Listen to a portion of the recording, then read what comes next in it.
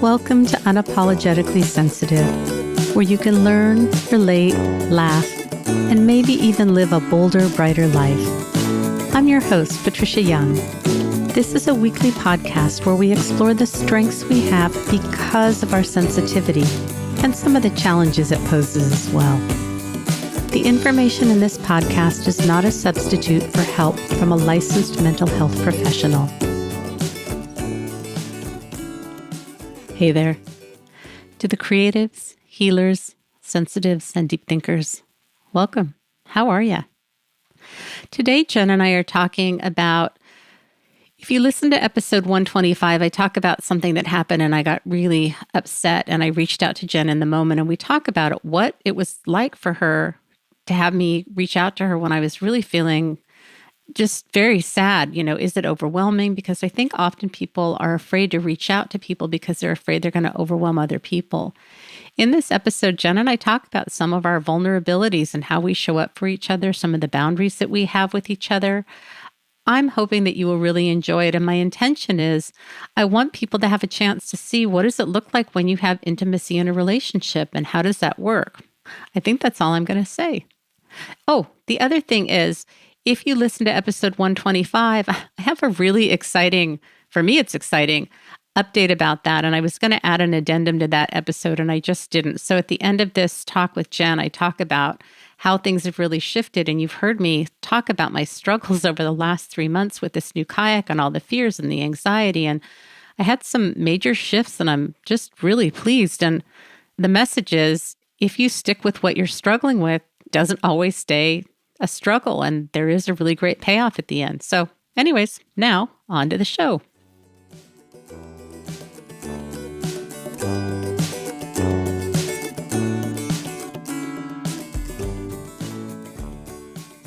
Hey, Jen, welcome.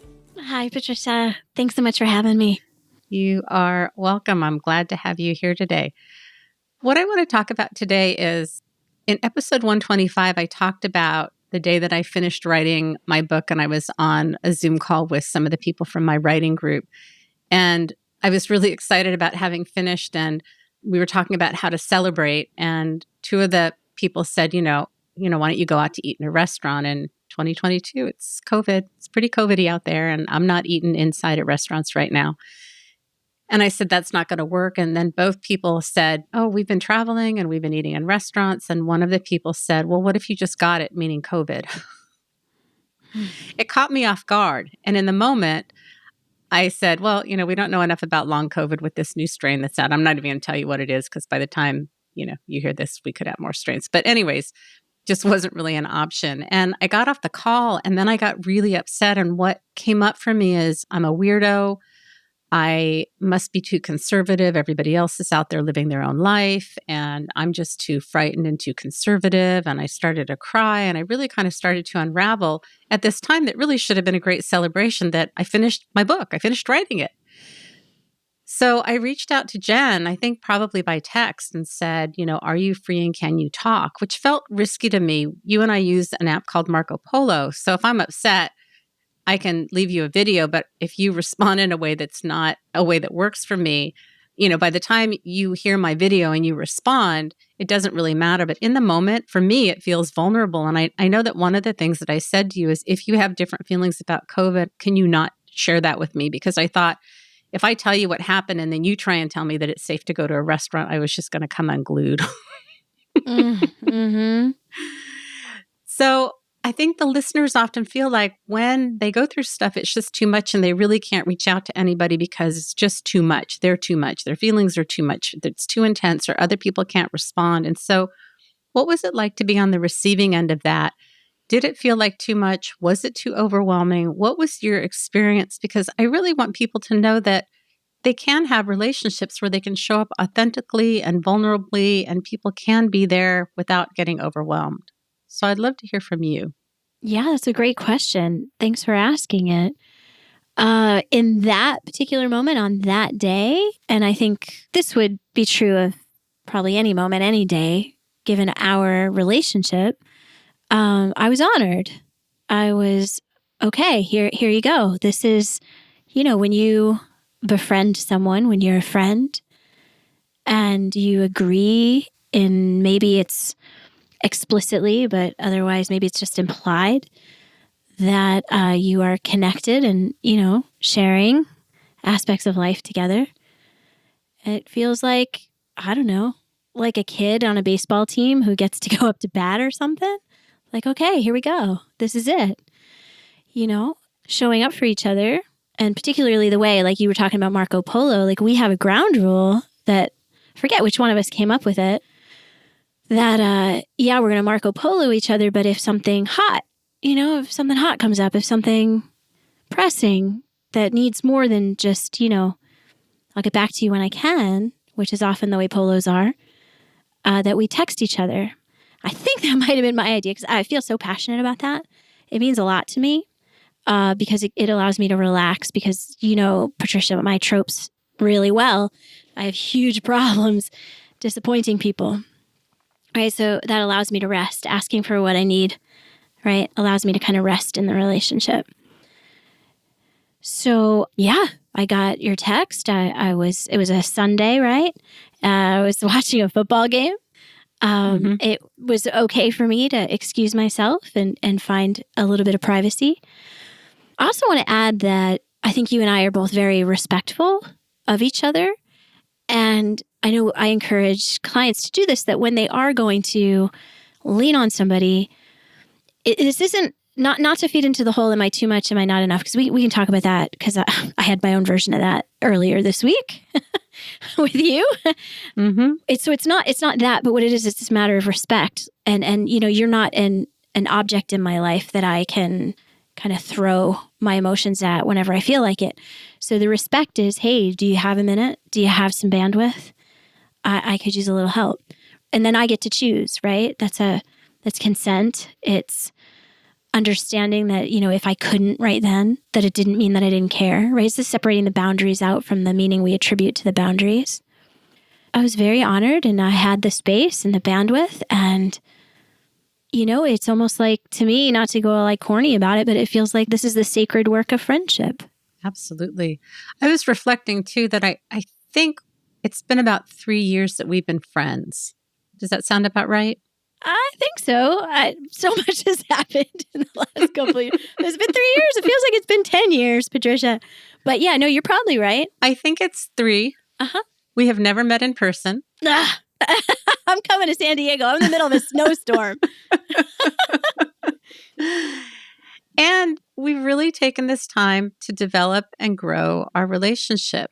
But I want to go back to when we were on the phone and I was crying and I was telling you that, I'm just a weirdo and all of this stuff.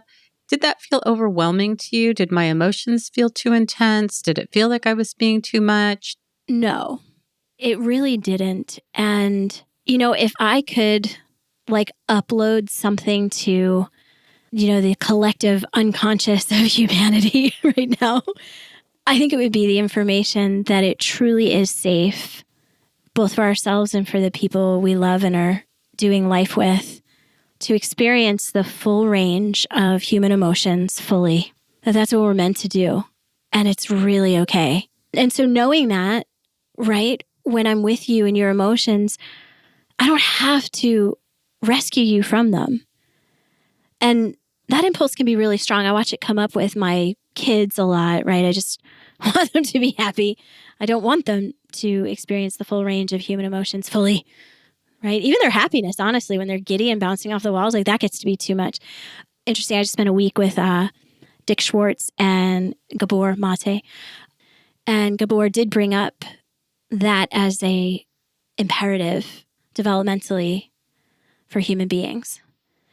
And I just reflecting on how much of our society is just not okay. It's just not okay to have that full range of emotions fully, and how much codependency even hinges on, okay, I need you to be okay in order for me to be okay, and I got to do something about this. And the overwhelm is not about the emotion themselves, but it's our approach to emotions in general, right?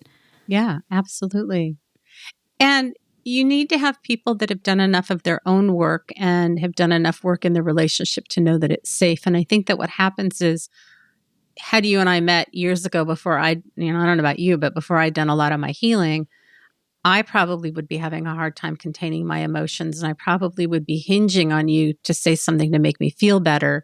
And if you didn't, then I probably would go into a narrative of you don't care for me or you don't get me. It would have been even more upsetting. And so I want you, the listener, to have a peek into what goes on with my relationship with Jen so that you see what's possible. And if you have people in your life or you're doing your work and this is something that you want, that it is a possibility. Maybe you have it. Maybe you have it with one person or a few people. But I don't think that we kind of get this peek behind the curtain about what goes on in relationships. And that's really what my intention is in doing this episode today. I often suggest to, especially HSP clients who need we feel so deeply. We got to put it somewhere. And it's so hard to do it alone. And you don't need everybody, and there's plenty of people in my life that I couldn't really go to that with, or I wouldn't get that response. Really just of spaciousness, right? We don't have to have that with everybody, but to have it with a handful, maybe just one person really, ultimately, right, is so important. I was thinking when you were talking about having that need to have someone fix it for you, right? Years ago, absolutely. I would have had that too. And so learning that discomfort isn't dangerous and that it's okay to have your emotions and to not be phobic. If you're not afraid of them, you don't need to be saved from them, right? And if you're not afraid of them in others, you don't need to scoop in and save others from them. And it's funny because as you were saying that, I was thinking about however many years ago, if I couldn't make you feel better, that was all about me and a reflection Right. of how good I was as a friend or something. Like it hinged on, like that was the yardstick, I remember in my early days of being a mother, one of my yardsticks was how happy are my children, right? And what a terrible yardstick to use. It's so much better. Can I be present to my child? Can I be present for my friend? And what you're doing has nothing, your outcome of that is not tied to my identity or how I feel about myself. I can still be me and hold space for you. I do think that a lot of what we do for each other is about validating and often reframing.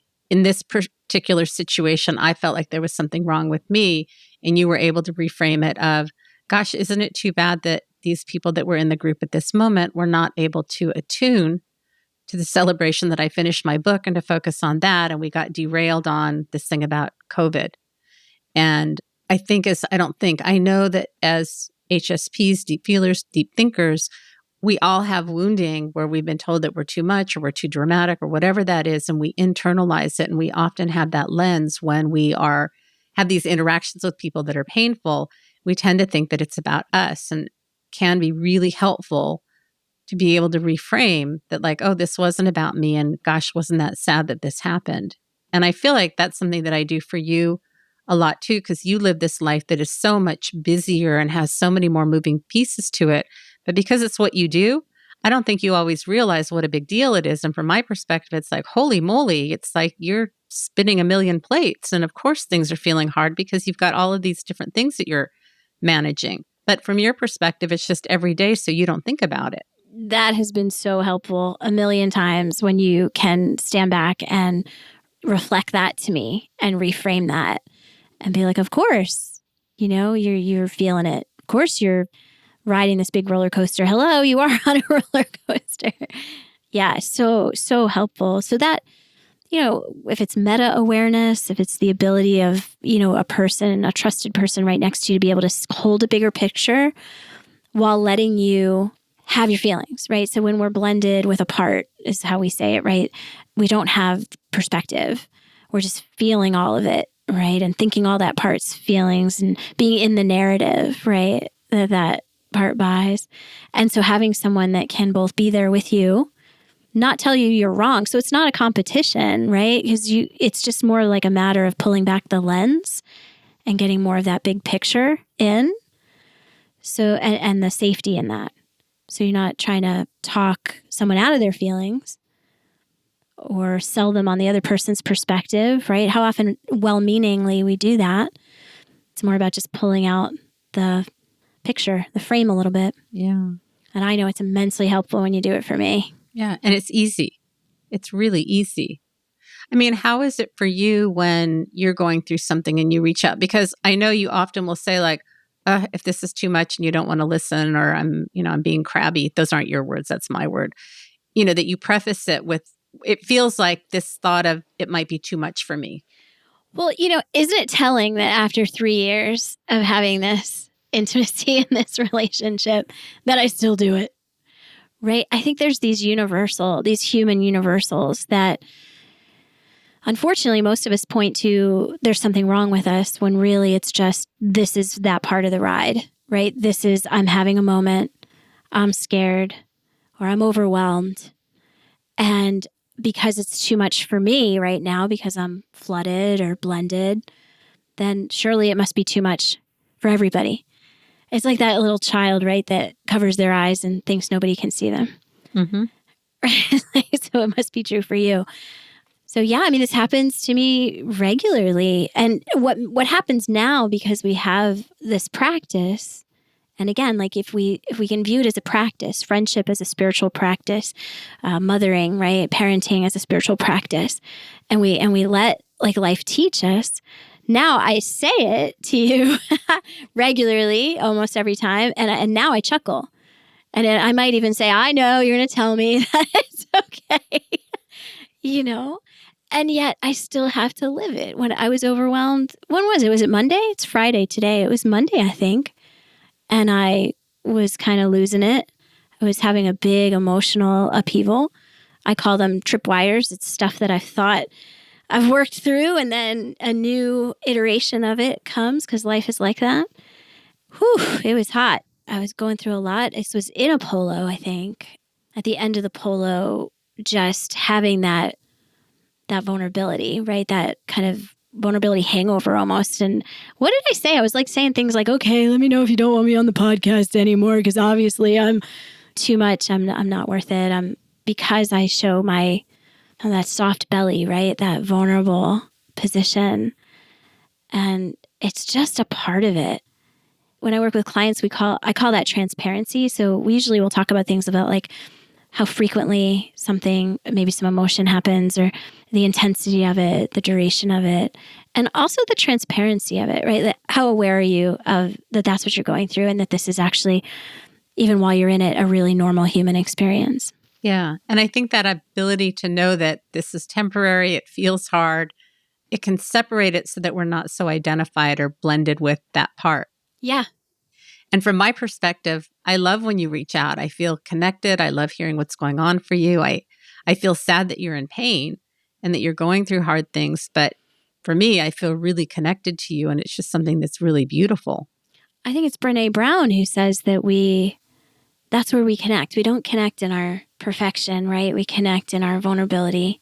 And that is just, that's the work of friendship, of showing up for someone. I do think that there's a lot of parallels here with parenting, with all kinds of relationships. It's a relational, thing. I'm glad you feel that way too, that it is. It's like there's a relief. It's funny because that stuff, I'm not going to talk too much about it because we're running out of time.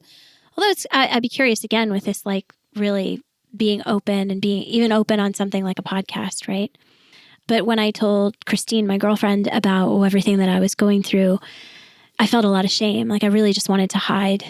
I really wanted to hide. In fact, I was struggling to even look at her, and that has nothing to do with her. That's all me. Hearing that feedback of, I'm so glad you told me. I love you even more now. I feel closer to you now. Is just, whoa, gosh, it's so healing. So healing. Yeah. It creates more intimacy, and it was really risky for you to do that because there was a part of your history that was so up for you that it made it really hard to separate what is now and what is not now. But it felt like it was all about now, and that felt really scary for you. Yes. That's the work of therapy that I really love the most, right? Is being able to kind of trace those fault lines back and be able to separate, still attend, but be able to separate the what's the now stuff from what's those early like fault lines. And we all have them. It's part of being human. I even remember just, I don't know, not too long ago, hoping that, a new modality of therapy would help me be such a better mother that my kids would never struggle. And that is a real illusion and delusion that I have to keep continuously revisiting. Sure. We can't be perfect. Perfection's a myth. And yet we're still, really in the under the tyranny of it seems like, even as much as we might know that intellectually. Yeah. Jen, I'm looking at time and we need to wrap up, and I did want to give a little bit of an update. So if you did listen to episode 125, I was talking about how not only this thing that happened with the writing group, but just how much my fear and my dark side was up. And I said it felt like it was about 50-50 and was really having a challenge. I did a long paddle into the ocean and I didn't really like it.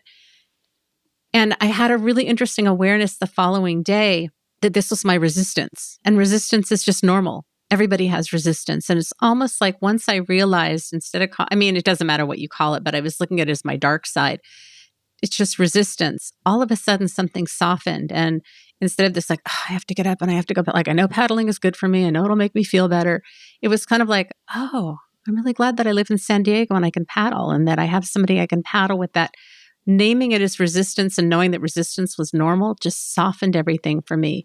The other thing that happened is, as I processed through this experience of paddling in the ocean for 2 hours, it was very intense. The way back was dangerous and I really enjoyed it, which surprised me. And I was mistaking this intensity as something being bad. I almost wonder if I'm a little bit of a high sensation seeker because something really switched for me. And on that Monday that I realized it was resistance and it was okay, my paddle partner, Brenda, and I went out in the ocean and I had the best time. I haven't gotten seasick the last 3 times I've gotten out. The ocean is feeling really fun to me. I was laughing the other day. The week before when we paddled out to the ocean, I asked one of the paddlers, like, would you just stay next to me because I was feeling really nervous? This last Wednesday, when we were coming back through the channel, there was something about the waves and they were hitting off of the rocks and creating a wave pattern. And then if a big boat goes down the middle of the channel, you get the wake from the boat on your right side, and then you get the waves hitting off the rocks on your left side. So it's pretty tumultuous. And 2 people were ahead of me and a couple of people were pretty far behind me. And normally I'm like, it's okay. You've got this. I'm with you. It's okay. And I was like, woohoo. And then my paddle partner likes to go cha-cha-cha. So I'm like, cha-cha-cha, woohoo. I love that. It felt really important to share this with you because you've listened to, for 3 months now, I've been just rumbling with my fear and my anxiety and my doubts and all the things that scared me. And I knew that I wanted to get to a point where I felt comfortable. And I did. And I paddled today with Pat and we launched off the dock. So the last 2 times I've been able to get into my kayak without any help. I can't get out I can't get out. Today I said, like, don't hold the kayak too tight. I want to see if I can do it. I would have fallen in the water if he wasn't holding the kayak. So I need to do a little more work there. And we worked on steering today and I cannot steer my boat. So part of me got very frustrated. And it's one more thing for me to master. So there are always going to be things that we are just mastering and new challenges and new frustrations. And, this isn't about paddling, but what are the things that are coming up for you in your life that you're struggling with where you have that resistance or it feels frustrating? What's on the other side of it? That's what I keep looking at. I want to be able to get out of my boat by myself. I want to be able to be out in the ocean and have fun. So what is on the other side of this and what are you willing to tolerate in order to get to where you need to be? I really do believe that there are so many amazing gifts on the other side. It's been 3 months now. I've been struggling with this stuff for 3 months and I finally got a break. I may be here the next session going, oh, the seasickness is back and I'm afraid. That's a possibility. And for the last couple times, I'm having a blast. I am so happy for you. It's just been awe-inspiring for me to be along that journey, not in the kayak with you, but polo and otherwise. And I guess I'm feeling like, I remember when you were looking at your first kayak, and you've really come through so much. I remember breaking your wrist and having to overcome those fears. And, I know you say it's just this particular chapter in the past 3 months, but you are definitely an inspiration to me and I know many other people. Thanks, Jen. Thanks. Yeah, I'd forgotten about breaking my wrist. I wouldn't even wear open-toed shoes on walks because I was sure I was going to fall again. I wouldn't be on my phone when I walked the dog because I was sure I was going to fall. It just activated that hypervigilance. And that's a great reflection of what a far way I've come. It's amazing. Yes. Thank you for celebrating me. I appreciate you. I love you. I love our friendship. And we're going to say goodbye now. Goodbye, Jen. Goodbye, Patricia. I love you too. All right. Bye. Hey again. So I'm curious to know what you thought. Do you have relationships where you can show up authentically and people are there for you? Do you have that level of intimacy? Are you comfortable with your intense feelings? My hope is that after listening to this conversation that Jen and I had, that if you don't have that, it may be something that you want. Maybe it's not worth it to you. I don't know. I'd be curious. Reach out to me and let me know. Do you have at least one relationship where you can show up authentically and you've got somebody who can be there for you that you can count on? I think we all need that sense of connection. We're wired for connection. We need that sense of belonging and community. And when you can struggle and have somebody to reach out to and not have to feel like you have to go and isolate until it goes away before you can come back out in the world, man, it's been one of the most healing things. And we heal in relationships. If you heard things in this episode that you struggle with, that you feel like, oh, I could never do that, or I don't have that, and you need some help, please find someone to help you. If you want to work with Jen or me, you can reach out to Jen at heartfulnessconsulting.com. You can reach out to me at unapologeticallysensitive.com. We both love working with people. Even though I do coaching, I'm a trained therapist. This is my wheelhouse. Jen and I both love talking about this stuff, and we both want you to get support and have deep, meaningful, satisfying relationships. It means risking at relationships or work, and the payoffs are just amazing. I think that's all I have. Remember, sensitivity is nothing to apologize for. Have a blessed day.